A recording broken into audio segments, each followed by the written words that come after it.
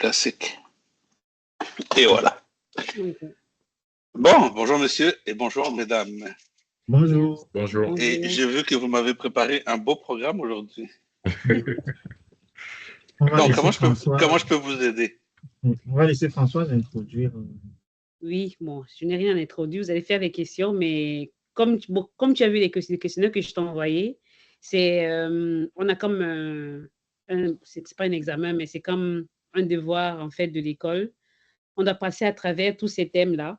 Donc, et ça pouvait être comme vraiment quelque chose classique, comme en gestion de projet classique, bien comme ça pourrait être agile. Donc, c'est pour ça que moi, j'ai pensé à toi. Donc, en répondant les questions, tu peux répondre selon ta situation à toi, puisque tu as Parfait. eu à vraiment gérer plusieurs équipes et les différentes équipes avec comme des différents projets ou bien produits à livrer. Donc, je crois que tu es bien placé pour quand même nous donner quelques réponses selon Ben, ta écoute, situation. Donc, c'est un peu on, ça. on va faire du mieux qu'on peut. D'accord.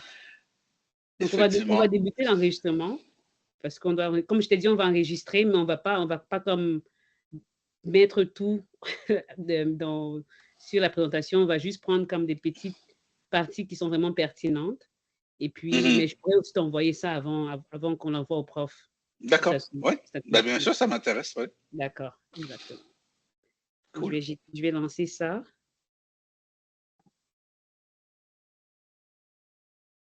Oui. Oh, tu as déjà lancé, Lionel? Ah bon? Je crois qu'une personne avait déjà lancé. Je croyais que je l'avais arrêté. Désolé, c'était pour faire un test. Non, c'est bon, c'est bon. Bon, Sabin, tu peux. Est-ce que. Et présentez-vous d'abord, parce que Déjà, on va Léa se me connaît déjà. présenter. Moi, Ouais. c'est Léonel Fouedieu. Je suis étudiant à la médecine en gestion de projet.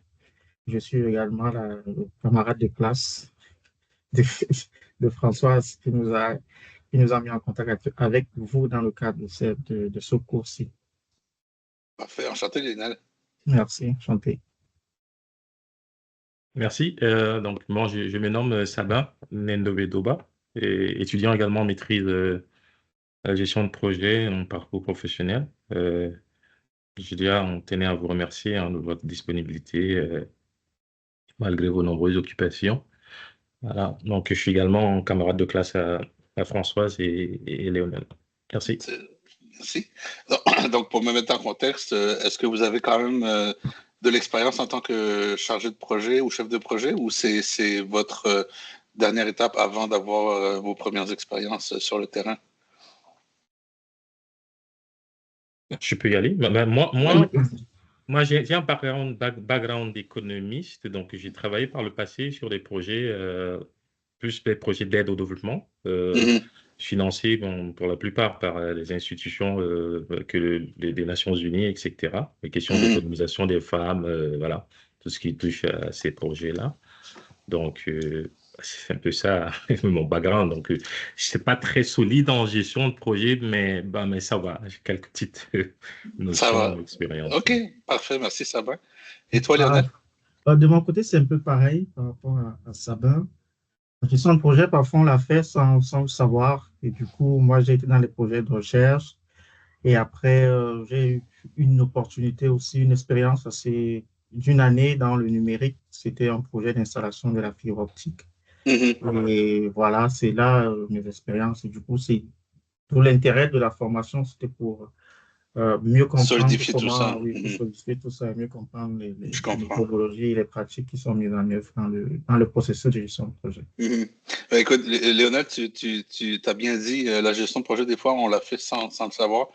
J'en suis la preuve. Moi, j'ai commencé comme développeur, analyste. Donc, j'étais un programmeur. J'ai fait un bac en informatique de gestion et je suis sorti de l'université pour être programmeur. Et puis, j'ai eu la chance d'avoir mes premiers contacts avec le monde de l'agilité. L'entreprise pour laquelle j'ai été embauché faisait sa transformation et j'ai donc commencé à être Scrum Master, au début à temps partiel et puis à la fin à temps plein parce que je me suis vite aperçu que quand on faisait les deux, on faisait rien de bien. Donc j'ai dû choisir et je suis allé plus du côté du Scrum Master parce que justement j'avais cette habileté-là à à faire le pont entre le technique et le langage d'affaires. Et je pense que c'est une grosse clé du succès. Et puis, c'est ça. Donc, certains projets sur lesquels je travaillais avaient des chargés de projet pur et dur en tant que tel, ainsi que le Scrum Master. Des fois, c'est moi en tant que Scrum Master qui prenais la charge de gestion. Donc, on appelait ça des chargés de projet agiles, si tu veux. C'était un savant mélange entre Scrum Master et chargé de projet ou directeur de projet. Donc, j'ai acquis quand même certaines connaissances sur le tas. Donc, j'ai moi-même essayé de faire le cours préparatoire au PMP, là, avec le PMI, mais j'ai jamais continué plus loin que ça. Mais j'ai quand même 25 ans d'expérience dans les TI en livraison. Donc, des projets, j'en ai fait, j'en ai livré, j'ai participé à la livraison. J'ai été même en charge de programmes. Donc, pas simplement au niveau des équipes, mais plus en charge à haut niveau. Fait que j'espère, avec cette petite introduction, que ça vous place un peu. Et puis, j'espère, comme je disais tantôt à Françoise, là, de pouvoir vous aider par rapport à tout ça. D'accord. Bon, merci beaucoup pour cette présentation. Et du coup, on va enchaîner sur la première thématique de notre échange d'aujourd'hui, ce qui porte sur le rôle du directeur de projet ou bien le responsable de portefeuille, et ainsi que le management qui y est associé. Donc, notre première question, en fait, elle est beaucoup plus générale. On aimerait savoir, selon vous, quelles sont les compétences clés que doit posséder un directeur de projet ou un responsable de portefeuille pour assurer la réussite de ces projets. Déjà, il faut, je pense, de mon humble expérience, je pense que déjà, il faut être engagé, avoir la passion, la flamme, il faut vouloir. En premier lieu, vouloir. Ensuite, il faut comprendre aussi que le projet il est fait avec des gens. C'est pas juste un ensemble de requis et qu'on met à la chaîne et que tout d'un coup on attend à l'au bout de la chaîne un projet qui va se livrer. Donc il faut comprendre que le travail il est humain avant tout. Donc beaucoup de qualités humaines. Savoir rassembler les gens, avoir une vision, savoir la communiquer, faire preuve de synthèse et puis savoir prendre des problèmes complexes et les diviser en problèmes un peu plus simples. Je pense que le gros du travail, c'est vraiment de se comprendre et de savoir ce qu'on fait et pourquoi on le fait. D'accord, merci. Je ne sais pas si vous voulez rebondir sur C'est bon. la réponse de tous les C'est bon, parce que pour moi, c'est comme l'humain. Je crois que même dans le cours, on a beaucoup vu que oui, c'est vrai, il y a le côté technique qui entre en question, mais il y a vraiment le côté humain que la plupart des personnes, bon, ils en manquent. Et des fois, ça fait que même un projet qui n'est pas complexe devient complexe parce qu'il y a ce côté humain qui est manquant. Tout à fait. Et je dirais même qu'en 25 ans de livraison de projet, les challenges auxquels j'ai fait face, ils ont rarement été, voire jamais été technologiques ou techniques. C'était souvent de l'incompréhension, de la mauvaise communication, de la gestion de risque, de la gestion contractuelle, des gens qui ne s'entendent pas, du timing, etc. Donc, vraiment, il faut vraiment... je pense que la clé, c'est la communication. Ça fait un peu cliché, mais c'est vraiment ça. D'accord. Du coup, merci beaucoup. Ce que vous venez de dire me permet de rebondir sur un point. Parce que vous avez un profil qui est assez hybride. Vous êtes venu de l'informatique. Ensuite, vous êtes allé dans la gestion de projet. Vous avez appris sur le tas. Et par rapport à un chargé de projet qui a plutôt un parcours classique de management, qui a peut-être plus de décoffrage, genre du style gestionnaire de projet, tel que nous, on nous enseigne actuellement à l'école, quelles seraient, selon vous, les spécificités de ce qui fait en sorte que vous soyez vraiment différent de votre rôle vis-à-vis de votre patron? C'est intéressant comme question. Je pense que je veux pas paraître pédant ou quoi que ce soit, mais je pense que pour être un bon gestionnaire de projet, il faut avoir livré des projets soi-même. Donc, je pense que le fait d'avoir été de l'autre côté, d'avoir été celui qui met la main à la pâte, celui qui est sur le terrain pour exécuter, je pense que ça m'a aidé à bien leader mes équipes et à bien mettre les stakeholders et les clients dans le bon état d'esprit et leur faire comprendre justement que c'est pas linéaire, c'est pas simple et donc leur faire voir un peu via ce prisme-là que voilà, c'est pas un ensemble d'activités qu'on met à la chaîne. D'accord.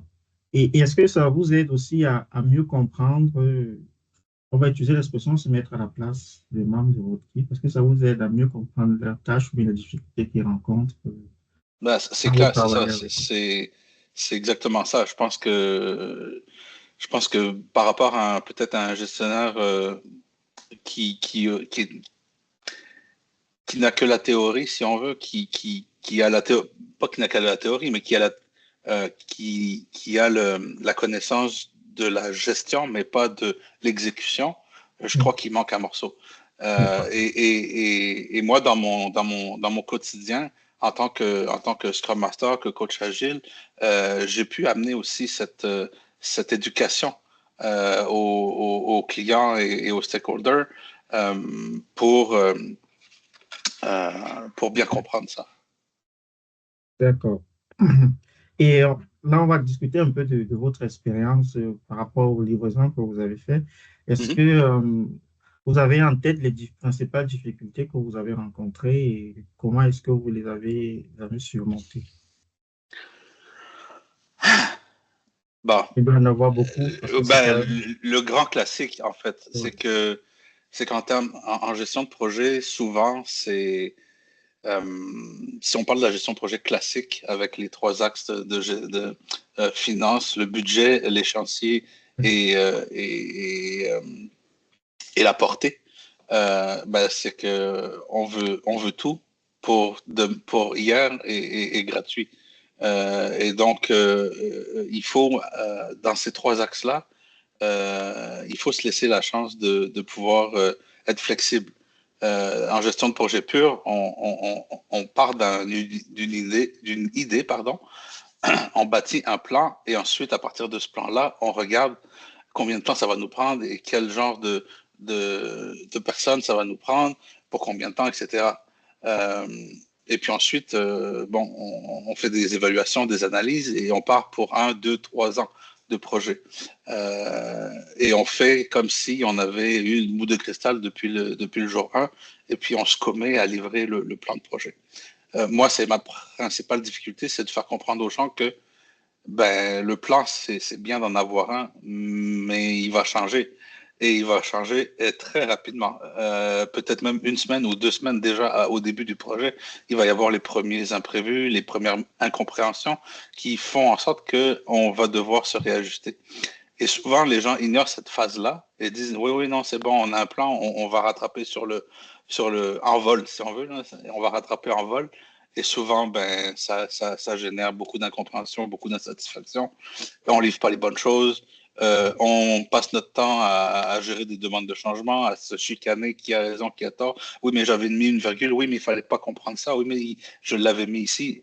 C'est donc la principale pour pour revenir à ta question principale, le challenge principal, c'est vraiment de faire comprendre aux gens il faut être flexible sur un des axes. Soit on a une portée flexible et on a un budget fixe et une date fixe, soit on a une date fixe et à ce moment-là, on va jouer sur le budget et la portée, ou soit on a une date et puis à ce moment-là, on a budget limité. Donc, on ne peut pas tout avoir. Donc, il faut quand on a ces trois axes-là, il faut au moins en avoir un de flexible. Et ça a été mon principal challenge. Et ça reste encore aujourd'hui, 25 ans plus tard, mon principal challenge. D'accord. Donc, du coup, pour résumer, ça vous prend de la flexibilité en adaptation et beaucoup de communication avec les parties prenantes. Oui, Et la une collaboration. collaboration, exactement. Un contrat, c'est bien, mais quand on se marie, puis que la première chose qu'on fait, c'est signer des papiers pour savoir comment on va divorcer, c'est pas très encourageant. Donc, il faut laisser dans le contrat. Je comprends qu'on a besoin de contrats entre des fournisseurs et des exécutants, et des clients, pardon. Euh, Mais à l'intérieur de ce contrat-là, il faut aller chercher cette flexibilité-là pour pouvoir s'ajuster en cours de route. D'accord. Maintenant, on va discuter un peu des facteurs internes qui influencent votre gestion de projet. On voudrait savoir, en fait, euh, quels sont les types d'exigences. Ça peut être les politiques liées aux ressources humaines, les procédures internes sur l'entreprise, ou bien les contraintes budgétaires qui influencent davantage le management de votre équipe. À quoi vous êtes, quand vous commencez un projet, vous savez que en interne, je vais devoir batailler pour tel ou tel Ouais, aspect. c'est une bonne question. Euh,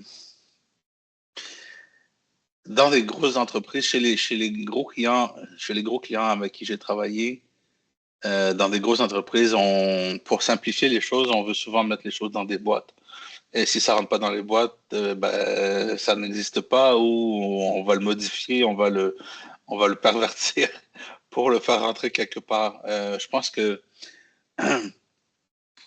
que il y a certains projets où on aurait mieux réussi si on avait été plus flexible au niveau de l'organisation de l'équipe et comment on livre le travail. Alors que chez certains clients ou pour certains clients, ben, on impose certaines structures, certains niveaux de gouvernance, certains formats de rapport, parce que justement, je parlais de confiance et de collaboration plutôt, parce qu'on n'a pas ce niveau de confiance, parce qu'on n'a pas ce niveau de collaboration, on essaie de mettre plein de points de contrôle qui ralentissent ou même empêchent le bon fonctionnement d'un projet, parfois. D'accord.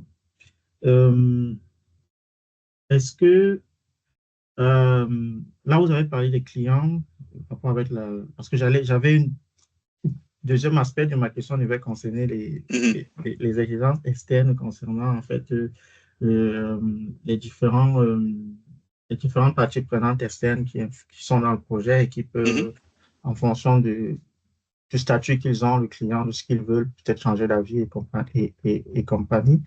Vous avez parlé du client, vous avez dit que vous pouvez, il y a la confiance, la collaboration sur laquelle il fallait travailler. mhm. Et est-ce que vous voyez d'autres aspects qui peuvent avoir un impact du point de vue des externes, peuvent avoir un impact sur la Oh, réalisation du projet? ouais. Vraiment de la transparence, de la visibilité. Je pense que pourquoi on est si peu craintif, si peureux et avec on veut mettre beaucoup de points de contrôle, c'est parce que on n'a pas souvent droit de regard ou on ne sait pas trop ce qui se passe. Donc on est obligé d'aller faire cette vérification, ce contrôle. Donc moi, une façon que j'ai d'alléger tout ça, c'est de régulièrement, que ce soit en approche traditionnelle ou agile, c'est de donner régulièrement une visibilité au travail, de donner un regard sur l'avancement et même de livrer déjà des premiers morceaux d'une solution plus grosse dans les mains du client pour dire que, voyez, on ne fait pas juste regarder le plafond, on travaille, ça avance, ça ressemble à ça. Et même l'avantage de faire ça, c'est qu'on peut déjà aller chercher du feedback sur est-ce que ça vous plaît ce que vous voyez ou est-ce que vous avez des choses à réajuster et ce avant la fin du projet. Donc on est un peu plus sûr d'arriver avec quelque chose de plus euh, qui, qui a un impact plus fort déjà en partant. Et puis aussi, qu'est-ce que j'allais dire? Dans certains cas même, puisque les, les fonctionnalités qu'on va livrer en premier, c'est celles qui ont le plus de valeur, on peut bien penser que on peut déjà mettre ça en production et déjà commencer à aller chercher un revenu sur investissement. On peut déjà commencer à, par exemple, sur un site d'entreprise en ligne, on peut déjà avoir un catalogue puis passer une commande avant d'avoir toutes les options diverses d'annulation et de ci et de ça. Déjà, le fait de pouvoir, pour une compagnie, prendre des commandes de clients, déjà, on fait déjà de l'argent avec ça. Et donc, on n'est pas obligé d'attendre la fin du gros projet. Donc, vraiment, oui, transparence et incrémentalité. D'accord. Merci. Vous avez en partie répondu déjà à la question que je suis en train de vous poser. Peut-être vous pourrez la compléter. Ça concernait le maintien de l'engagement du client. Donc, je voulais savoir en fait quelle stratégie au niveau de la communication vous mettez en Ouais. place pour maintenir leur engagement. Quelle stratégie de communication déjà avec eux et comment globalement vous les maintenez engagés au Très projet? bonne question. En fait, oui, ça va compléter ma réponse précédente. C'est la prédictibilité. C'est-à-dire que walk the talk. Il ne faut pas juste dire je vais être là, je vais le faire. Tu dis que tu le fais. En fait, tu fais ce que tu dis et tu dis ce que tu fais. Voilà, je vais le simplifier comme ça. Donc, l'idée, c'est d'arriver avec une équipe qui se connaît assez, qui est assez mature pour pouvoir être prédictible. Si on dit on va être à telle date avec telle chose, on est là à telle date avec telle chose.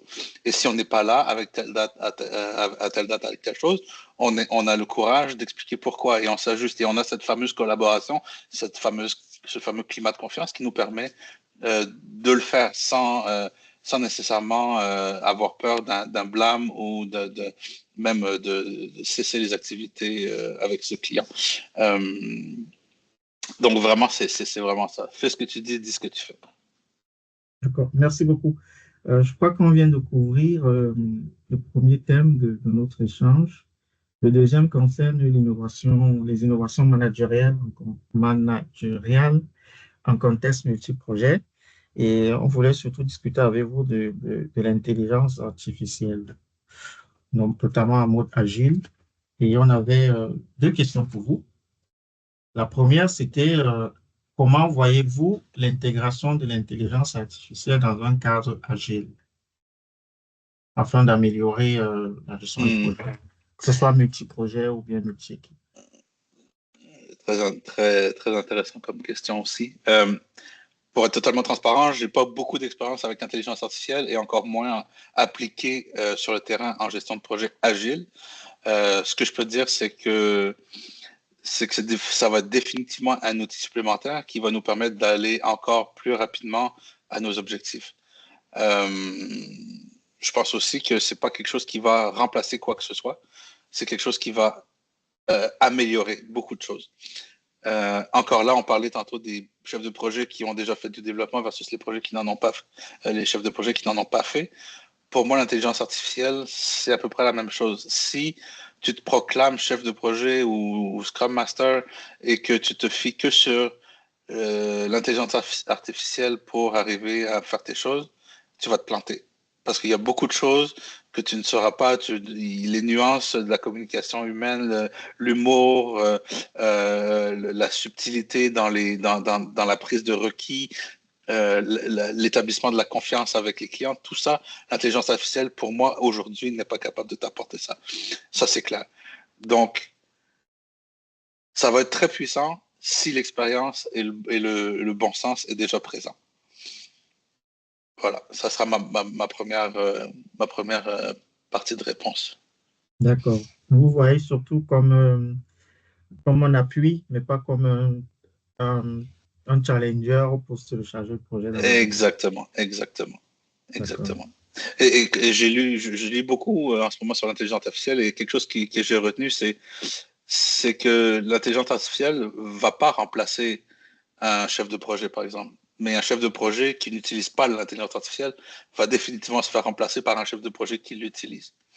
Et donc, il faut retenir ça. OK? Ça reste un outil puissant, mais il faut savoir quand et comment l'utiliser. D'accord. Et quand vous dites quand et comment l'utiliser, est-ce que vous avez une idée ça permet de répondre sur ma seconde question d'un cas concret où on peut. Eh ben, Ou moi, même que vous avez observé dans vos lectures. j'ai fait quelques expériences et c'est vrai que les chat GPT de ce monde-là, c'est très puissant pour faire le gros du travail, un premier jet de ta pensée initiale. Par exemple, avec un peu de contexte, on est capable de dire, bah, regarde, moi, je travaille, je sais pas moi, pour une entreprise qui fait de l'électricité. Voici mon contexte, voici mes challenges, voici mes contraintes.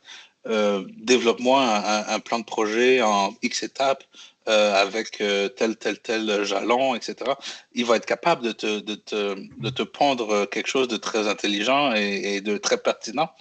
Donc voilà, ça c'est. Après, ça prend l'expérience pour pouvoir l'adapter au contexte. Mais c'est le genre de choses justement qui va faire en sorte que rapidement, on va pouvoir mettre des choses en place sans avoir des mois ou des semaines d'analyse ou de préparation. Donc, je te dirais que c'est un peu ça. Par exemple, un responsable de produit en agile, quand il y a un product owner, il y a maintenant des prompts pour ChatGPT qui permettent de générer des récits utilisateurs. Donc, des fonctionnalités avec des critères de succès, avec assez de détails, avec des règles d'affaires, etc. Parce que, ben, je sais pas moi, de la gestion de factures, de l'ajout à un chariot électronique, c'est quelque chose aujourd'hui qui est très connu et que si on veut, on peut générer très facilement ce genre de requis au lieu de devoir tout réanalyser de A à Z. Donc voilà, c'est dans ce contexte-là que je dirais que ça va nous aider. D'accord. Donc, du coup, ça m'amène à la prochaine question. C'est bien parce que j'ai l'impression que tout s'enchaîne. Ça concerne C'est peut-être pas une coïncidence. effectivement, ça veut dire que notre questionnaire a été bien monté. Et, ça concerne les compétences d'un gestionnaire de projet de demain. Mm-hmm. Je vois un lien avec les contextes multi-projets ou agiles ou bien multi-équipes. La question est, quelles sont selon vous les compétences essentielles qu'un leader agile doit développer pour accompagner les équipes multi-projets dans un environnement de type VUCA et en contexte Mm-hmm. en constante évolution? Définitivement, je pense que c'est encore des valeurs très au niveau humain. C'est vraiment d'avoir de l'empathie, d'avoir une intelligence émotionnelle très développée, comprendre que en arrière, ce sont des humains qui font le travail et que on peut pas demander l'impossible aux gens. Et justement, on parlait de challenge de gestion tantôt. Un gros challenge aussi, c'est de comprendre ça, que l'humain n'est pas une ressource, mais un humain est une personne avec une réalité, avec des faiblesses et des forces et une vie à côté du travail. Donc, il faut aller chercher cette subtilité-là, cette nuance-là dans le travail. Et, et ouais, c'est ça. Je pense que c'est quelqu'un qui est capable de rassembler des gens autour d'une vision et puis de les motiver, de les engager, à se lever le matin pour venir travailler et puis comprendre pourquoi on le fait. Et parce que des gens qui sont passionnés, qui sont engagés, t'as pas besoin de les gérer, t'as pas besoin de leur dire quoi faire, comment faire. Les gens veulent faire bien de toute façon. J'ai jamais vu quelqu'un qui se lève le matin en disant, moi aujourd'hui, je vais faire chier tout le monde, je vais saboter mon projet. Ça marche pas comme ça. Les gens veulent bien faire, veulent avoir de la reconnaissance, veulent être fiers de ce qu'ils font. Et donc, je pense qu'en leur donnant le bon contexte et en leur donnant le bon cadre et le bon niveau d'autonomie, euh, ouais, un purpose, un sens à leur travail. Je pense que c'est ça la qualité des gestionnaires de demain, c'est d'aller pouvoir donner ce sens-là au travail. D'accord, super, merci. Je ne sais pas si Oui, vous voulez répondre. une question.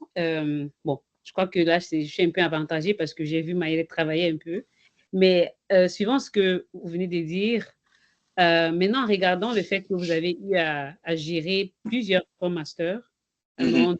Donc, vous étiez pas comme, vous étiez en fait le leader pratique, mais en plus de ça, il y avait comme des suivis sur les projets ou les produits qu'on devait livrer et tout. Pour vous, parce que je sais que tout le monde n'était pas les mêmes. Il y avait, entre nous, il y avait des personnes qui étaient seniors, des personnes qui étaient vraiment juniors, des personnes un peu au milieu.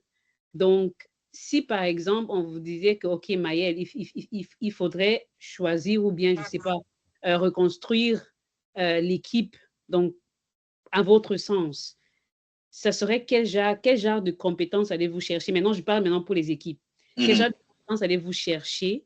Et puis, quelle stratégie, comme le directeur de projet en ce moment, allez-vous prendre pour gérer cette équipe que vous allez choisir?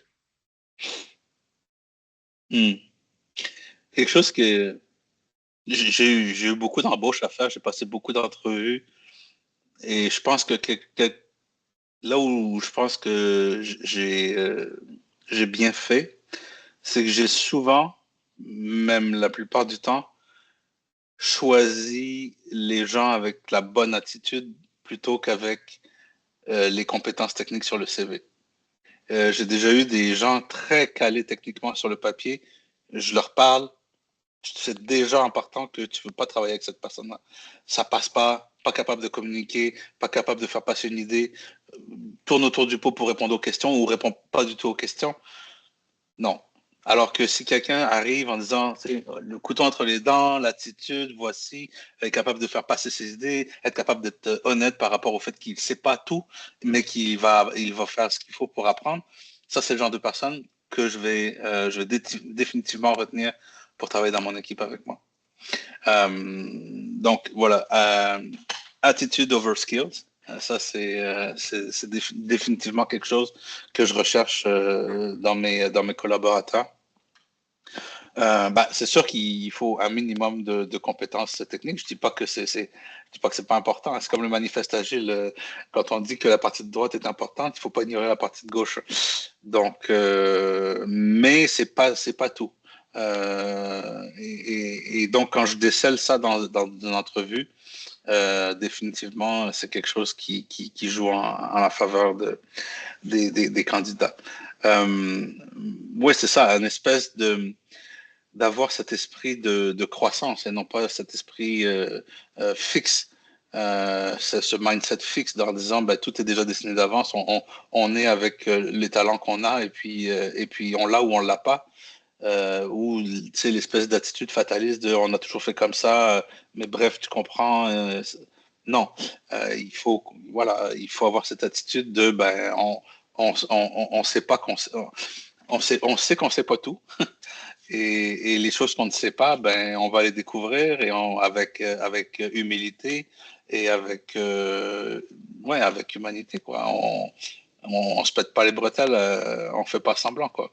Mais pour faire ça, il faut justement avoir ce climat de confiance. C'est pas n'importe qui, n'importe où qui est capable d'enlever son masque de professionnel qui sait tout et qui veut performer pour quelqu'un qui va se dire désolé boss, je ne sais pas, mais je vais apprendre. Alors voilà, ça prend un certain contexte. Ça prend un certain climat, pas contexte, mais climat.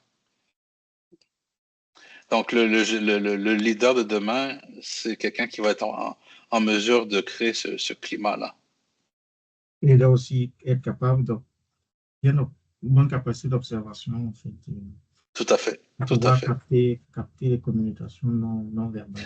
Et les communications non verbales, j'allais le dire aussi. Et c'est pour ça que même quand on travaille à distance, j'insiste beaucoup pour mes équipes d'allumer les caméras, les micros, parce que il y a beaucoup de choses qui passent dans les yeux.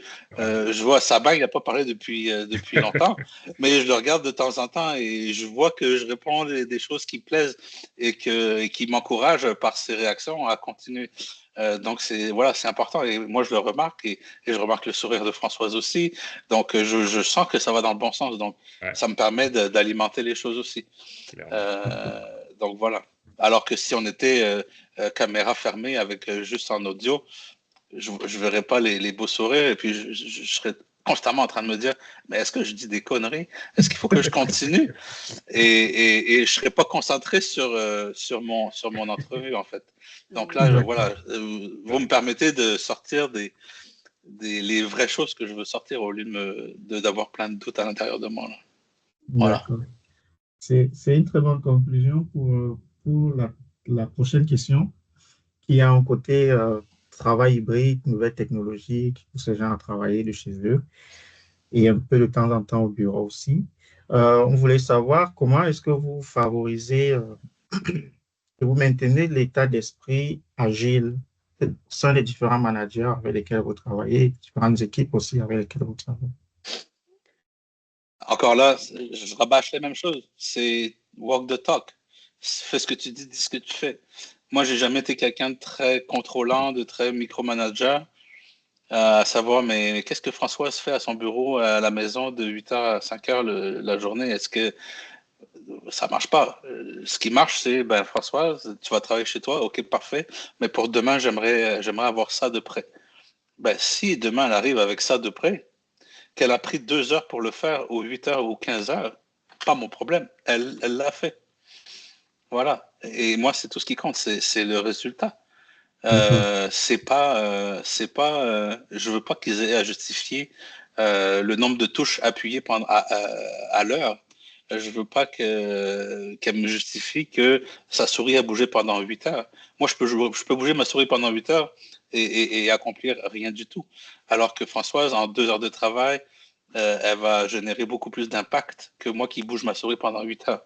Donc, il faut arrêter de penser en termes d'utilisation des ressources et penser que c'est un humain qui travaille et qui peut-être qu'il est performant entre 8 heures et 10 heures le soir et que en 2 heures de travail le soir, il va peut-être accomplir autant que quelqu'un en 4, 5, 6 heures pendant la journée. Alors, il faut comprendre ça que, voilà, tout n'est pas linéaire, tout n'est pas travail à la chaîne, tout n'est pas boîte de carton qu'on déplace d'un endroit à l'autre parce que il faut utiliser nos ressources. D'accord. Vous voulez rebondir sur ce qui vient d'être dit? Bien, c'est correct. Ah, ouais, c'est correct. Drop the mic, il n'y a rien à rajouter, c'est tout. C'est parfait. C'est parfait. Selon vous, maintenant, on aimerait savoir quels sont, selon vous, les avantages et les risques d'une organisation décentralisée dans un environnement multiprojet. Les avantages, il y en a beaucoup. C'est la rapidité d'action, c'est le fait que on va arriver avec les bonnes choses parce qu'on est très près du terrain, parce qu'on réduit les délais. Après, les risques, évidemment, c'est dans un contexte où les équipes, dans les cas où les équipes ne seraient pas matures, ensemble, on peut facilement créer un désalignement. On peut facilement tomber dans du chaos. Et sans le bon leadership et sans la bonne vision,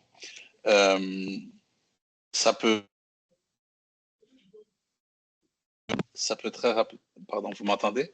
Oui. OK. Excusez. C'est ma maman qui m'appelle en pleine entrevue quand même. Je vais oublier de la refuser. Oui, c'est ce que je disais. Donc, on peut générer beaucoup de confusion si les équipes ne sont pas habituées à travailler entre elles. Et c'est aussi pour ça, je fais la boucle avec l'utilisation des ressources. Déplacer un chef de projet qui passe son temps à déplacer des gens parce que il est à 80%, il lui reste 20% d'utilisation, on va les faire travailler là-dessus. Ah, mais là, on va le faire travailler. Et en faisant ça, on ne bâtit pas de vraies équipes. On a toujours des groupes de personnes qui travaillent ensemble. C'est tout. Alors que si on a une équipe, on peut accomplir beaucoup plus. On peut accomplir beaucoup plus parce qu'on va développer des façons de faire, on va développer une complicité, on va développer. Voilà, c'est comme une équipe de basket. Tu lances la balle, tu n'as pas besoin des fois de regarder. Tu sais que ton coéquipier va déjà être placé au bon endroit parce que tu as l'habitude de jouer avec cette personne-là. C'est la même chose sur le terrain dans les équipes de projet. Il y a des choses que tu n'es plus obligé de penser parce que tu sais comment ça fonctionne. Donc, c'est ça la maturité d'une équipe aussi. Et le fait d'utiliser les gens comme des ressources, on oublie ce côté-là. Il faut, je pense, selon moi, pour être pour avoir un certain succès, il faut investir dans le développement des équipes stables et matures. Ça, j'y crois fermement. D'accord, merci. Tout à l'heure, vous avez parlé, en parlant du cas, en prenant l'exemple de Françoise qui travaille depuis chez elle, d'autonomie, que vous êtes plutôt pour l'autonomie des membres de votre équipe ou bien de vos différentes équipes. Concernant l'autonomie, on voudrait savoir quels sont les défis qui sont liés à cela. C'est-à-dire que tout à l'heure, tu as parlé beaucoup des aspects positifs. Elle fait ce qu'elle dit, elle dit ce Mhm, qu'elle fait. mhm. Et le défi pour que la personne respecte effectivement cette maxime-là, c'est principalement quoi? Que ce soit les personnes individuellement ou bien les différentes équipes Ah, impliquées ben, dans ce projet. c'est la confiance. Moi, je fais confiance jusqu'à preuve du contraire. Tant que Françoise tu sais, m'apporte ce que je m'attends et que ça roule, j'ai pas d'autre gouvernance ou point de contrôle à faire avec elle. Si ça marche pour moi, si ça marche pour elle, fin de l'histoire. Et puis, moi, j'ai toujours fonctionné comme ça aussi.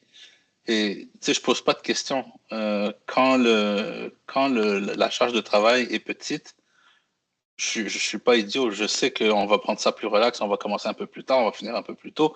On a le travail qu'on a à faire. Et je te poserai jamais de questions sur est-ce que tu as fait tes 8 heures par jour. Par contre, en contrepartie, si il faut donner un petit coup de pied, un petit coup de pouce, là, mettre l'épaule à la roue pendant 1 ou 2 semaines parce qu'il faut finir tel ou tel truc, ben, je m'attends aussi au retour de balancier, c'est-à-dire qu'on va peut-être faire des heures un peu moins, sans moins compter les heures qu'on fait. Donc, on prend et on donne. Et c'est comme ça que j'ai souvent fonctionné. Je suis pas quelqu'un qui gère par colonne Excel. Ah, là, ça balance pas, non, donc on va couper ça, on va transférer ça. Ça marche pas comme ça. Il faut toujours penser aux humains en arrière. C'est ça qui fonctionne. En tout cas, c'est ça qui a fonctionné pour moi. Donc moi, c'est comme ça que j'ai toujours fonctionné avec mes gens. Ben, tu sais, quand c'est cool, ben je te laisse travailler, je te laisse même prendre du temps pour toi. Mais quand faut y aller un petit peu, ben je m'attends au retour. Et voilà, jusqu'à déception, jusqu'au bris de confiance. C'est tout. Le jour où j'ai une déception ou un bris de confiance, ben, je vais avoir une discussion, puis ça se refait 1 fois, 2 fois, ben, à la troisième fois, fin de la relation. Et c'est aussi simple que ça. D'accord. Donc, le principal défi, c'est de maintenir la confiance Tout entre à les fait. différentes parties. Et souvent, quand les gens se font traiter en adultes, on a le bon comportement qui vient. Parce que les gens se sentent valorisés, se sentent pas infantilisés, puis sentent qu'ils ont un sens à leur travail. Et puis voilà, on essaie de déconner un petit peu aussi 1 fois de temps en temps, comme ça, ben, ça donne envie de continuer à travailler ensemble. D'accord. Merci. Je passe le relais à Sabin qui va discuter avec vous du troisième thème de notre entretien. Ok. Merci Maël, hein. C'est carrément un masterclass là. Oui. Ah, surtout pour un jeune Merci. gestionnaire de projet comme nous on apprend beaucoup de choses, surtout des tips, hein, même pour intégrer le marché du travail en qualité de gestionnaire de projet, etc. Donc, on va poursuivre l'entretien, l'interview avec un thème un peu, on va dire le thème 3 sur les habiletés caractéristiques du management en contexte multiprojet. Donc, on abordera éventuellement 3 points. Le premier, c'est les défis liés aux ressources humaines. Et un deuxième point sur l'exercice du leadership en contexte multiprojet. Et le dernier point, c'est sur les habiletés typiques du management en contexte multiprojet. Donc, rapidement, concernant les défis liés aux ressources humaines, j'aimerais poser la question suivante. Quels sont les principaux défis que vous rencontrez en matière donc, de gestion des ressources humaines lorsque vous travaillez sur plusieurs projets simultanément? Mhm. Bah, déjà, le premier défi, c'est de faire comprendre que ce ne sont pas des ressources humaines, justement, ce sont des humains, tout court.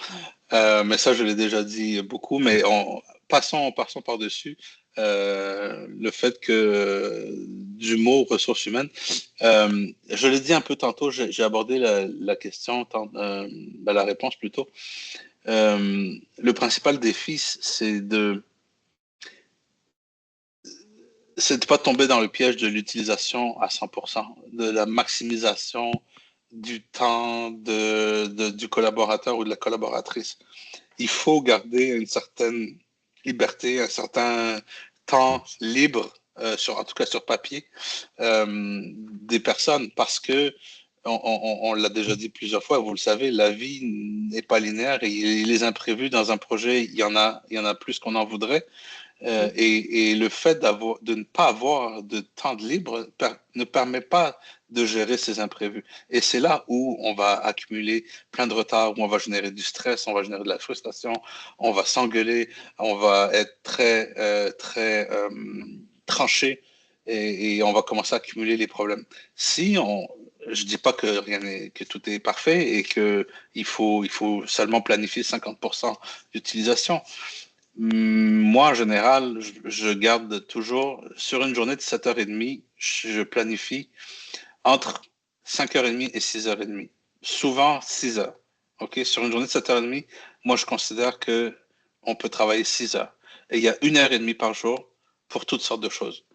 La petite conversation à la machine à café, les pauses bio, le email qui vient de ton client qui te demande une petite demi-heure de concentration pour réaligner les choses, etc., etc. Donc, forcément, tu ne peux pas considérer que les gens arrivent au travail à 9h, sont 100% performants et tapent au clavier pendant 7h30 de temps et finissent à 5h30 le soir et rentrent à la maison.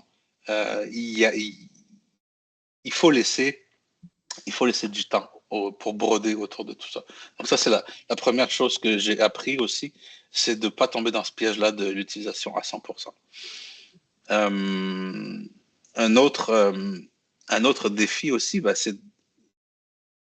c'est comprendre que, tu sais, en tout cas, dans les anciennes mentalités, je ne sais pas si c'est encore comme ça aujourd'hui pour tout le monde, mais on dit, quand tu arrives au travail, tu laisses tes problèmes à la maison. Pour moi, j'ai jamais fonctionné comme ça.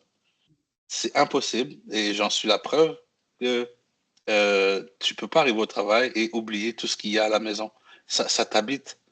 Et donc, il faut comprendre aussi que les gens, des fois, sont moins performants, n'auront pas la tête à gérer des problèmes du boulot parce qu'il y a quelque chose qui se passe chez eux. Donc, il faut être empathique, il faut comprendre aussi que si tu lui donnes un peu plus d'air pour gérer ce qu'il a géré ou elle a géré, dans quelques jours, quand ça va être passé, la reconnaissance va être là. La personne va être reconnaissante que tu lui aies permis de prendre son souffle et va te donner, loyauté, et va te donner l'engagement, la motivation, et va être motivé par dire, OK, tu m'as donné ta chance, je te laisserai pas tomber, je veux faire ce que tu me demandes. Donc, voilà, c'est dans cette climat que j'essaye d'apporter.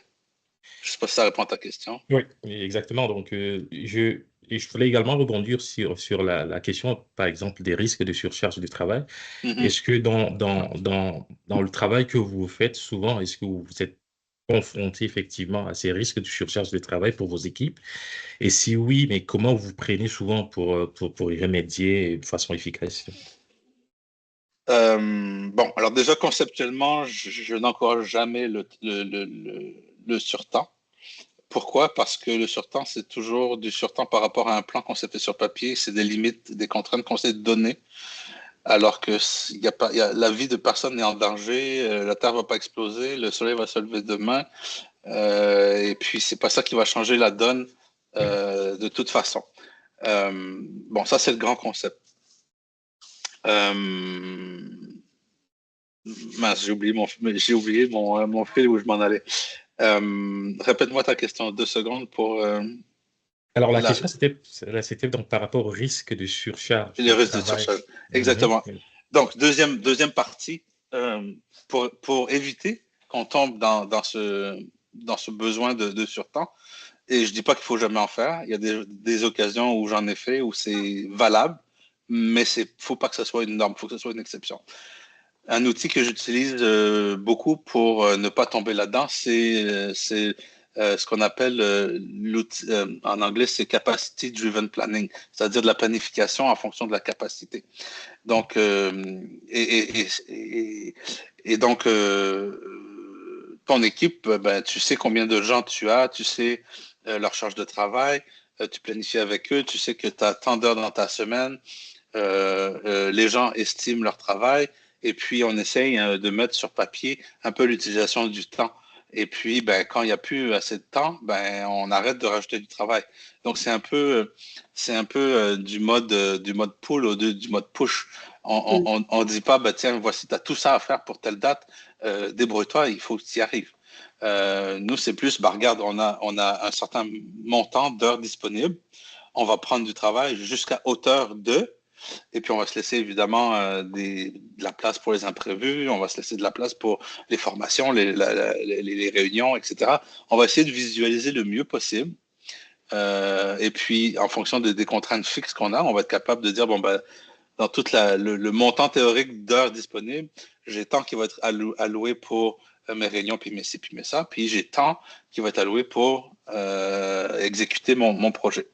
Et souvent, ça donne des bons résultats, parce qu'il ne faut pas oublier qu'en parallèle, on a toujours cette communication constante avec les clients et en disant, regarde, on s'était commis à arriver avec telle chose pour telle date, il est arrivé telle chose, je ne serai pas en mesure d'être là. Comment on peut s'arranger? Est-ce qu'on peut livrer simplement tel morceau et arriver avec tel morceau plus tard? Ou au contraire, ça a super bien été, on a fini avant le temps, on va pouvoir te faire un petit bonus. Qu'est-ce que tu voudrais qu'on rajoute? C'est pas arrivé souvent dans mes carrières. C'est arrivé, mais je t'avoue que le premier scénario est arrivé beaucoup plus souvent. Mais bref, donc tout ça pour dire que l'outil que j'utilise beaucoup, c'est le Capacity Driven Planning et j'ai des bons résultats par rapport à ça. Et aussi, c'est une fois que tu commences à faire ça, pour être en mesure de faire ça, mais il faut aussi journaliser, j'essaie de trouver les termes en français, mais journaliser ton temps de travail. Donc, d'avoir des données que tu peux utiliser pour analyser, pour être encore mieux la prochaine fois. Donc, par exemple, tu commences ta planification pour les 4 prochaines semaines, tu fais un certain plan, tu logs ton temps dans ton système et la prochaine planification, tu t'introspectes, tu dis, pour telle chose, on avait prévu tant, on en a passé tant, c'est plus, c'est moins, on ne sait pas, est-ce que c'est la norme? On se bâtit un ensemble de données qu'on peut réutiliser et qu'on peut utiliser pour améliorer ces prédictions, ces estimations. Et c'est là le développement de l'équipe mature dont je parlais tantôt. À force de faire ça, on va être capable de savoir combien d'efforts on est capable de déployer en 4 semaines pour un client, pour un projet en tant que tel. Et ça développe la prédictibilité. Et pour un chargé de projet et pour des stakeholders, c'est de l'or en bas. Parce que c'est comme ça qu'on arrive à faire ce qu'on dit, à dire ce qu'on fait. Je dis, moi, dans 4 semaines, je vais arriver, je te garantis que je vais avoir fait tant. Pourquoi tu es capable de faire ça? Parce que tu connais ton équipe, tu es bon dans tes estimations, ou tu es meilleur dans tes estimations, ou de mieux en mieux dans tes estimations, et ainsi de suite. Donc, ça se développe, et je pense que c'est une des clés du succès. Parfait, c'est très intéressant. Maintenant, nous allons parler de la question de l'allocation des ressources humaines. Quand même, c'est une problématique qui revient souvent en gestion de produits en contexte multiprojet. Ouais. En fait, j'aimerais savoir comment vous gérez les situations où les priorités des différents projets peuvent entrer en conflit, surtout en ce qui concerne la disponibilité des ressources humaines. Oui, c'est de la gestion de portefeuille. Il faut un niveau de gestion plus haut que chaque équipe indépendante. Il faut que cette connaissance, cette maturité, cette gestion de la capacité et de la demande, on l'ait à plus haut niveau. Il faut que les dirigeants ou les hauts directeurs comprennent que on a beau avoir des ambitions, on a beau avoir de la business, on a beau avoir des opportunités, s'il n'y a personne en bas pour exécuter, ça va générer du surtemps, ça va générer du stress, ça va générer du retard, ça va générer des insatisfactions au niveau des clients. Donc, il faut avoir une bonne connaissance du plancher, une bonne connaissance de l'entrée et de la sortie, de la demande et de l'offre pour pouvoir bien gérer. Et une bonne gestion des priorités aussi. Savoir quand prioriser certaines choses plutôt que certaines autres. Peut-être dire, oh, là, c'est le moment de ralentir sur ce projet-là. On va le mettre sur la glace pour l'instant parce qu'on a une opportunité qui pourrait générer X milliers, X millions de dollars pour la business ou pour la business de nos clients. Donc, voilà, il faut avoir cette capacité d'analyse et cette vision plus haut niveau pour pouvoir justement éviter le piège de OK, non, toi, voilà. OK, non, toi, voilà. Ah non, finalement, il y a une nouvelle urgence. Il y a un feu qui vient de s'allumer là. Non, toi, pars là. Ah oui, mais lui, il connaît tout ce qui. C'est le spécialiste de tel système. Il a toutes les connaissances. Il est plus disponible. Il est en train de mettre à risque l'autre projet. Mais on finit plus. Alors que si on dit, regarde, voici, la priorité, c'est ça. Toi, tu vas là, tu fais, tu termines. Tu as les connaissances, OK, parfait. Tu vas aller sur cet autre projet-là qui a aussi besoin de ces connaissances-là. Parce que sinon, ce que tu fais comme business, ben, tu passes ton temps à engager, à laisser aller, à dire on a besoin d'un expert en ci, alors pour 6 mois plus tard, on n'a plus besoin, on le jette aux poubelles. Dans 12 mois plus tard, on en a encore besoin, il faut le réembaucher, ça ne marche pas. Donc voilà, d'avoir cette capacité de jouer avec nos connaissances et nos skills. Et je fais le lien aussi pour le gestionnaire ou le leader de bien connaître ses gens. Permet ça aussi. Si tu fais que de la gestion par colonne Excel, tu ne sauras jamais que Sabin, c'est l'expert en tel truc et que l'autre fois, il a fait un truc qui a fait un miracle et qui a sauvé. Voilà, parce que, bah non, c'est 132 dans la colonne A et voilà, ça ne marche pas. Exact. Voilà.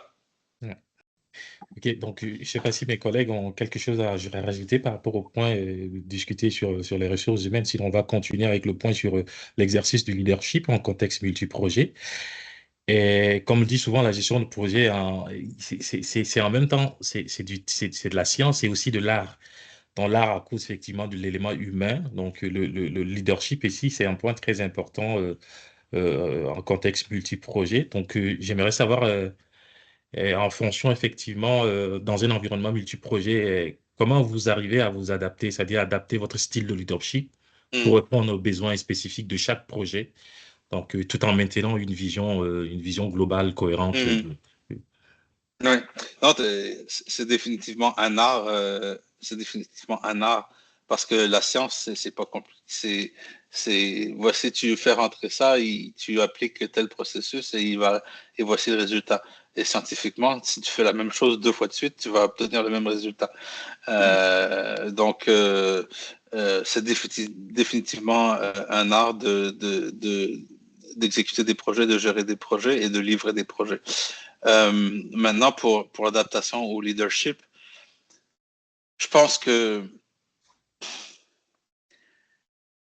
c'est cette aptitude à comprendre les enjeux, à comprendre quel est le vrai problème qu'on essaie d'adresser et quel est le genre de valeur qu'on veut amener à nos gens, à nos clients. Il n'y a rien de pire que de travailler sur le mauvais problème. Même avec toute la bonne volonté du monde et avec tous les moyens du monde, si tu ne travailles pas sur le bon problème, t'as foiré en partant. Hein. Tu gaspilles du temps et de l'argent. Donc, c'est vraiment de comprendre le vrai enjeu. Et je pense que soit le leader adapte son leadership, soit on doit aller chercher le leader adapté au contexte.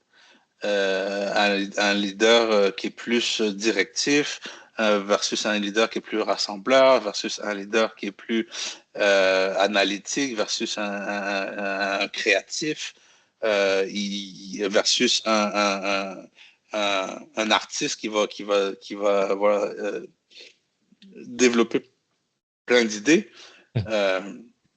Tu vas pas amener un leader créatif dans un projet de la NASA qui doit faire atterrir une fusée sur la Lune avec la vie de plusieurs personnes en danger. Tu vas amener quelqu'un qui est beaucoup plus froid, beaucoup plus analytique, beaucoup plus posé que de dire bah, on va essayer ça, puis si ça marche, ça marche. Si ça marche pas, ben, tant pis, on passera au prochain projet.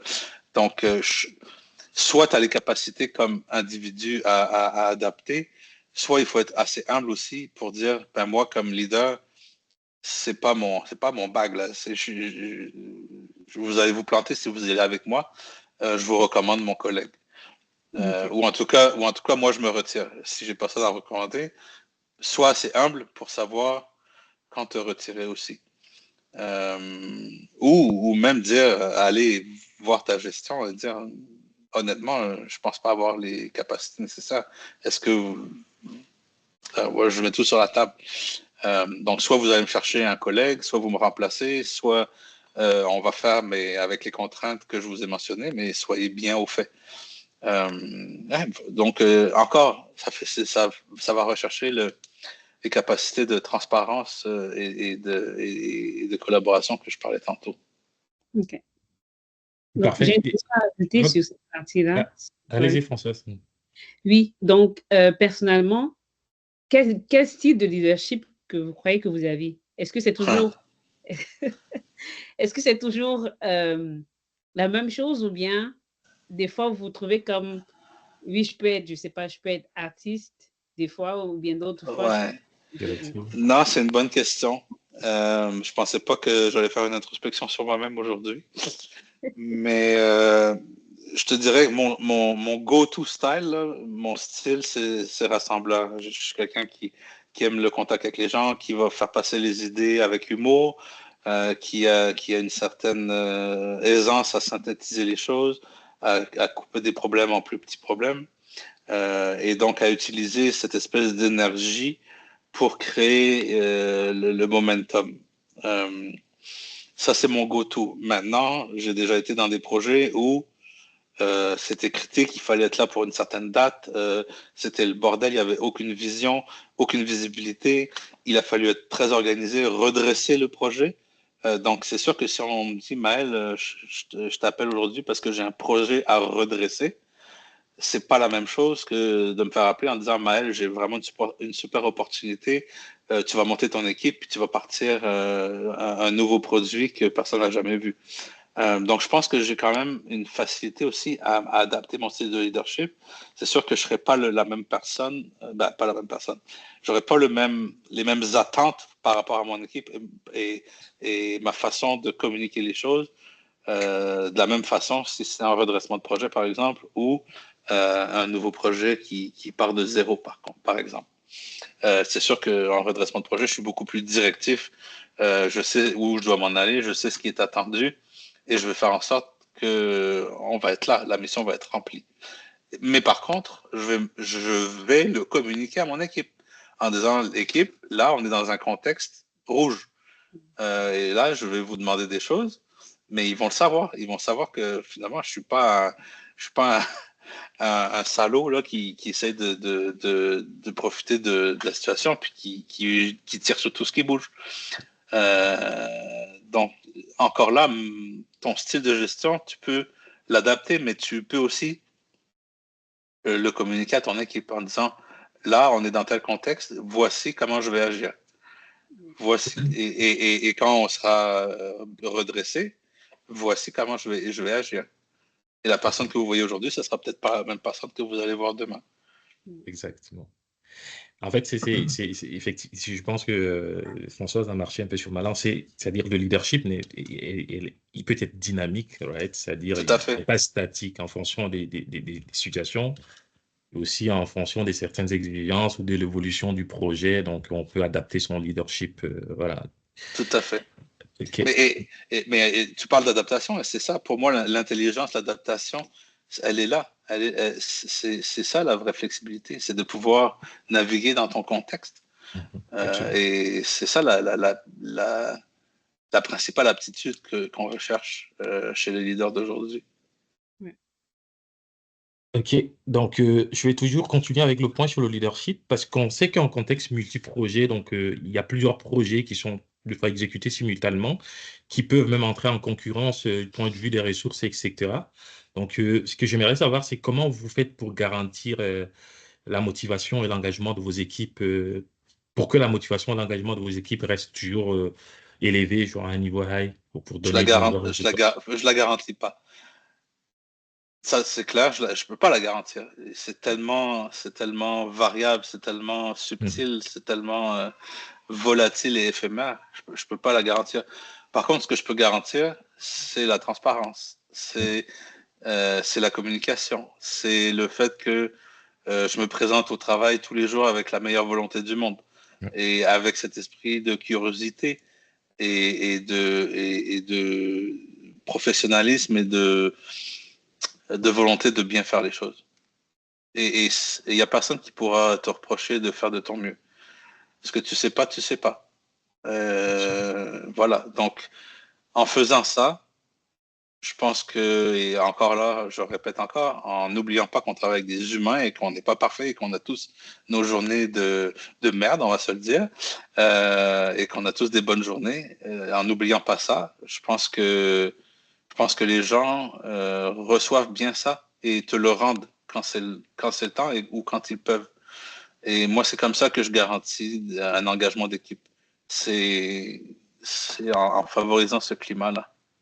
Ok.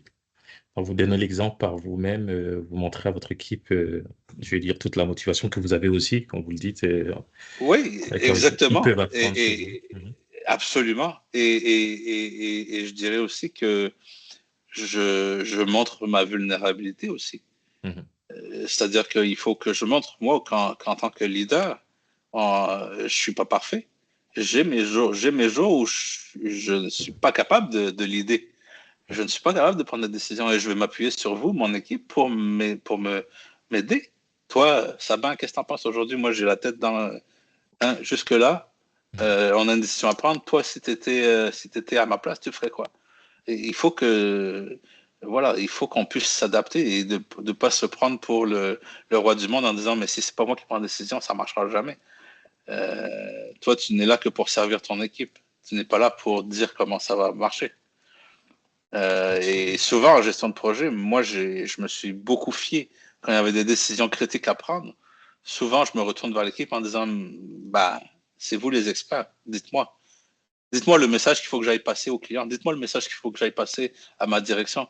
Dites-moi de quel côté je vais prendre la gifle, mais dites-moi les vraies choses, parce que je vais y aller. Mais voilà, donc...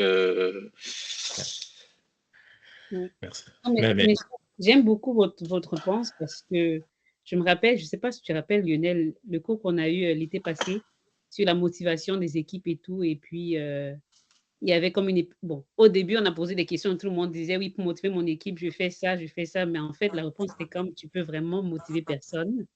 Ah. Peut-être tu peux aller chercher... La motivation vient de l'intérieur. Exactement. Ce que tu fais, c'est créer le cadre pour que la personne se motive. Mettre dans les conditions pour qu'elle se motive. Exact. Mais motiver quelqu'un en soi, c'est impossible. Exactement. Exact. D'ailleurs, à ce sujet-là, je ne sais pas si vous connaissez le management 3.0, mais dans le management 3.0, il y a un atelier qui s'appelle les motivateurs intrinsèques. Et c'est un atelier que vous pouvez rouler avec votre équipe et qui va pour chaque personne vous montrer quels sont les axes qui motivent les personnes avec différentes valeurs et il faut les prioriser. Et c'est super intéressant parce que des fois, souvent on dit, mais qu'est-ce qui te motive toi? Moi, c'est le respect, je veux vraiment qu'on me respecte. Et puis il y en a qui vont dire, ben moi, c'est la ponctualité. Mais est-ce que c'est plus important pour toi d'être ponctuel ou d'être respectueux? Ah, bonne question. Voilà, donc, et ça montre finalement que finalement, le respect, c'est très vague et peut-être que c'est pas finalement la chose la plus importante sur laquelle tu pensais être à cheval. Donc, c'est très intéressant aussi pour connaître ton équipe, mais aussi toi-même. Tu peux le faire pour toi-même aussi. Voilà. Merci. Donc, nous allons à présent, je vais dire, aborder le dernier sous-point du troisième thème, donc sur les habiletés. Donc, je vais poser une question du 2 en 1. C'est vrai que vous êtes déjà revenu sur cette question, mais je pense que ce sera une belle question pour la fin, en sous forme un peu de synthèse, là. Donc, déjà, je voudrais savoir quelles sont les compétences clés que doit développer un gestionnaire de projet pour réussir dans un environnement multiprojet. Ça, c'était le premier volet de la question. Le deuxième, c'est quels conseils donnerez-vous à un gestionnaire de projet débutant pour réussir dans un environnement multiprojet et éviter les pièges courants? La meilleure façon d'apprendre, c'est de faire. Donc, j'ai beau donner tous les conseils, Mhm. c'est comme un parent avec son adolescent, là. Je veux dire, à un moment donné, il va te traiter de vieux con et il va dire, ben moi, je sais mieux que toi et je vais aller le faire. Et il va se prendre un mur comme tout le monde et il va apprendre. Donc, je pense que c'est vraiment le conseil que je donnerais aux débutants, c'est juste de le faire, d'arriver humble, de rester curieux et ouvert sur les gens, en fait. Et je pense qu'avec ces trois choses-là, après, c'est l'expérience qui va parler, qui va se développer. Super. Donc, j'ai retenu 3 mots, arriver humble, rester curieux et être ouvert sur les gens. Ouais, je pense que c'est Amen. très bien résumé. Ok, je repasse la parole à Françoise. Over to you, Merci, Françoise. ça va. D'accord. Bon, je vais juste. Je crois que tu dois arrêter l'enregistrement. C'est toi qui dois le faire, Lionel, puisque c'est toi qui Attends, il l'as. ne faut pas que je fasse de bêtises. Bon, Euh, Vas-y, dans les 3 petits points autres, oui. Donc, quand tu cliques, enregistre, tu vas voir Record and Transcribe. Je ne sais pas si il ton y a arrêté l'enregistrement. exactement. Clique sur ça et c'est tout. C'est ton dernier mot. N'appuie pas sur effacer l'enregistrement. Arrêter l'enregistrement, arrêter.